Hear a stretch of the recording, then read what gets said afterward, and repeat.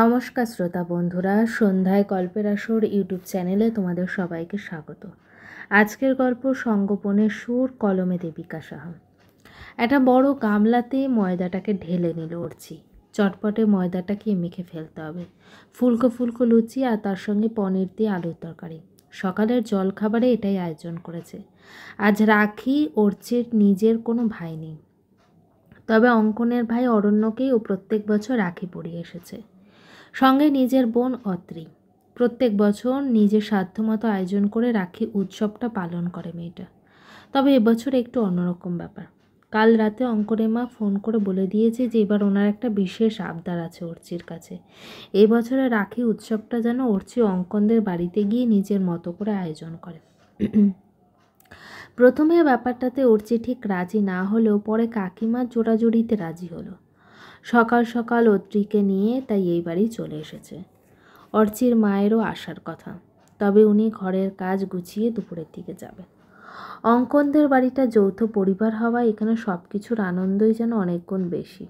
এই যেমন বাড়িতে কিছু একটা হলে বাড়ির ছোট বড় সবাই সুন্দর উৎসবে মেতে ওঠে।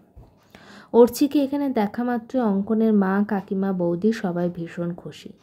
তবে অর্চির আবদারের আজ রান্নাঘর থেকে ওনাদের ছুটি। পুরোটাই অর্চি নিজের মতো করে ছোট করে আয়োজন করবে। এই দিদিভাই, কাল তোকে যে কথাটা বললাম কিছু উত্তর দিলি না তো তার? অর্চি নিজের কাজে বেশ ব্যস্ত ছিল। পিছন থেকে অত্রি এসে আস্তে আস্তে ওকে কথাটা বলল। অত্রিকে খেয়াল করে একবার ওর দিকে তাকিয়ে আবার নিজের কাজে মন দিল অর্চি। কী রে বল, কী বলবো শুনি? দিদিভাই প্লিজ ঘুরতে যাব। হ্যাঁ যাবো তো, চল না। সত্যি দিদিভাই, তার মানে তুই রাজি? আহ্লাদে গদগদ হয়ে কথাটা বলল অত্রি। হ্যাঁ একদম। তবে সেটা মুভি দেখতে যাওয়া হতে পারে, রেস্টুরেন্টে যাওয়া হতে পারে, কোনো শপিং মলে শপিং করতে যাওয়াও হতে পারে, আবার গঙ্গার পাড়ে হাওয়া খেয়ে যাওয়াও হতে পারে। তবে তোর এই বকখালি, মন্দারমণি বা দীঘা কখনোই না। দিদিভাই এরকম কেন বলছিস বল তো? আমি তো এত লং ছুটি আর পাবো না বল। 1 সপ্তাহ ছুটি আছে, তাই তো বলছি। আমি একা একা তোকে নিয়ে কোথাও যেতে পারবো না। একা একা কোথায় রে? অঙ্কন তাও তো থাকবে আমাদের সঙ্গে। মানেটা কি? হ্যাঁ, অঙ্কনের সাথে আমি লং ট্যুরে যাব বাড়িতে কিছু না জানিয়ে? আবার তোদের দুটোকে নিয়ে তুই পাগল হলি? বাড়িতে না বলে এভাবে আমি অঙ্কনের সঙ্গে লং ট্যুর? মানে তোর মাথায় যে এসব কী করে আসে ভগবান জানে। এসব চিন্তা মাথা থেকে দূর কর আর আমায় একটু কাজ করতে দে শান্তিতে। দিদির কথাটা শুনে মুখটা বেশ কাঁদো কাঁদো হয়ে গেল অত্রি। দিদি ভাই, আর কোনো কথা শুনবো না আমি, প্লিজ। অঙ্কন রান্নাঘরে একটা দরকারি এসেছিল, ফ্রিজের কয়েকটা কেক তৈরির সরঞ্জাম আছে, ওগুলো বের করতে। তবে এখানে এসে অত্রির কাঁদো কাঁদো মুখটা দেখে একটু অবাকই হলো। কী হয়েছে অত্রি? দিদিভাই কি শুনছে না? কিচ্ছু শুনছে না, আমার ভালো লাগছে না কিচ্ছু।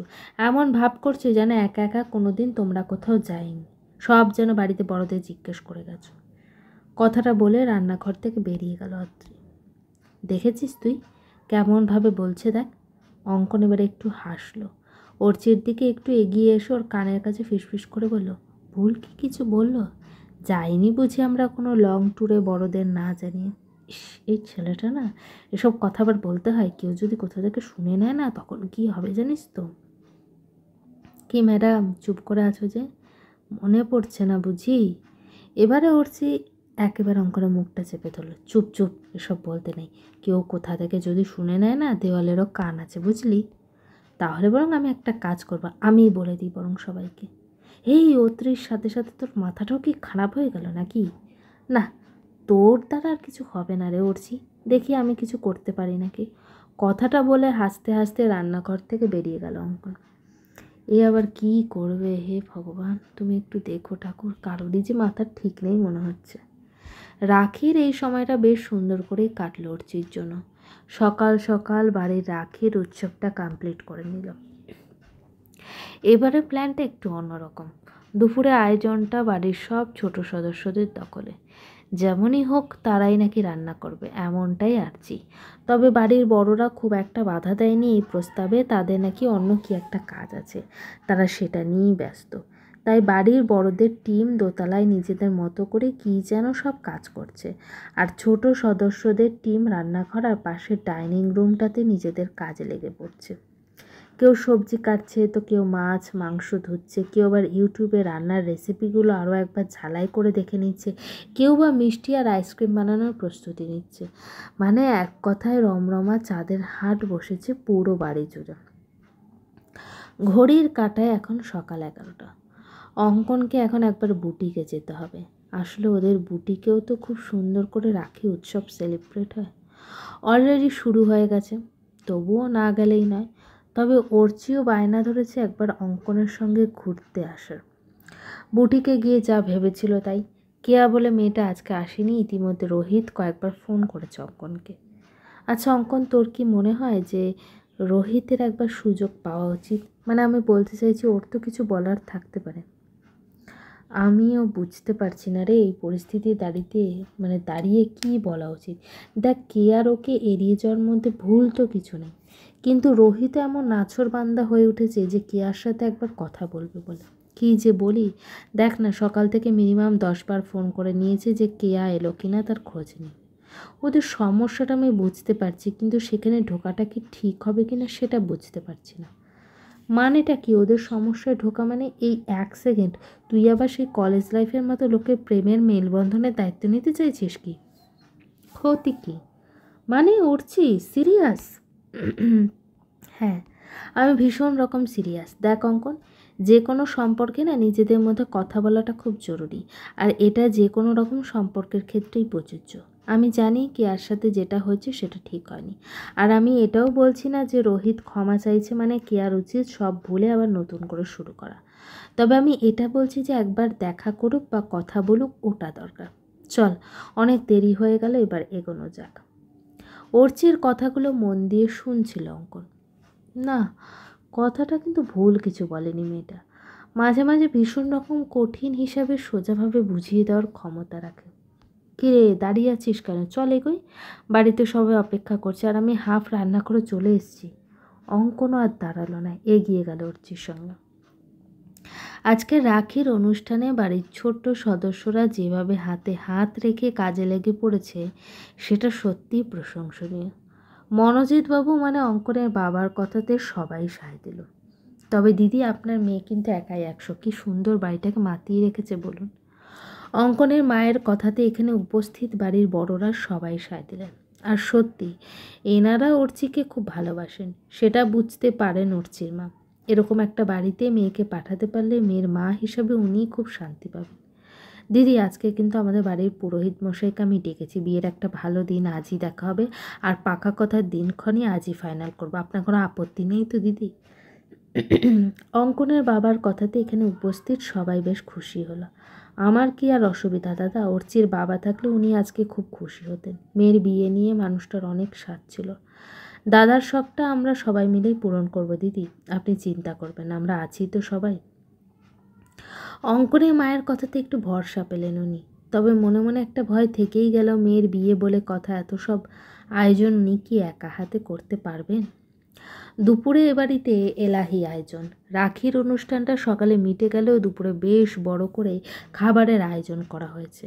আর সব বাঙালি রান্না, ভাত, 5 রকমের ভাজা, মাছের মাথা দিয়ে মুগের ডাল, মুড়িখণ্ড, সর্ষে কই আর কাতলা মাছের কালিয়া, তার সঙ্গে চাটনি, পাঁপড় ভাজা আর পায়েস।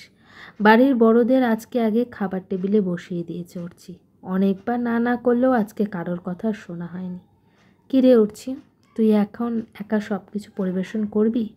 তোরা না আজকে কোনো কথা শুনছিস না। এভাবে তোদেরকে ফেলে আমরা খেয়ে নিতে পারি বল? খুব পারো, প্রত্যেক দিন তো আমরাই তোমাদের রেখে খেয়ে নিচ্ছি তার বেলা। এবার কি যুক্তি দেবে দিদি? ছেড়ে দাও, আজ একটা দিন ও আমাদের নিজের হাতে খাওয়াতে চাইছে, ওকে আর না করো না।